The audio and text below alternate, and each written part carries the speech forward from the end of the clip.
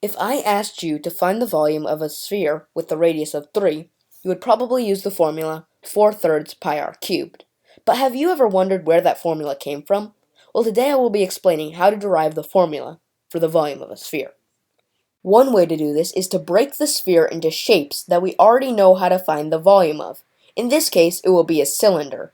But as you can see, the sphere pieces still have rounded edges, so we make them smaller and add more of them. As the slices get smaller, the ends get closer and closer together.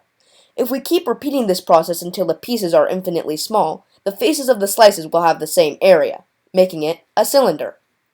This can be represented mathematically using the fancy S shape called an integral. We can write dv next to it because the volume of the slice gets infinitely small and added infinitely. We write the r and negative r because the slices are being added between one side of the sphere, which is r distance away from the center, and the other side, which is also r distance, but it's on the opposite side, so it's negative.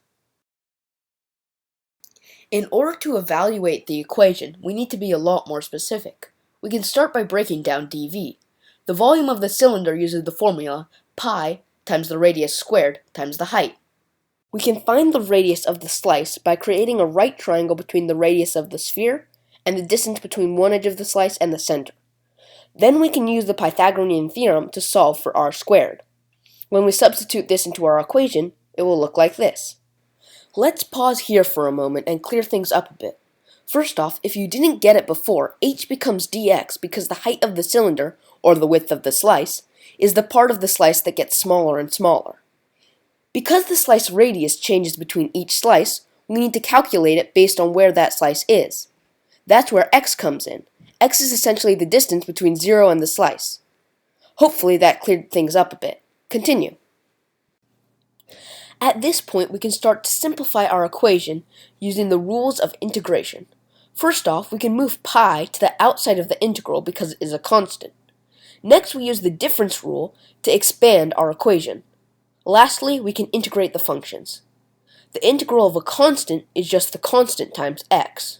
R squared is a constant, so it becomes r squared times x. The integral of x squared dx becomes x cubed over 3. We do need to keep in mind that we still have the infinite sum between r and negative r, so we will write them here. Finally, there's a method for the evaluation of infinite sums without having to add forever.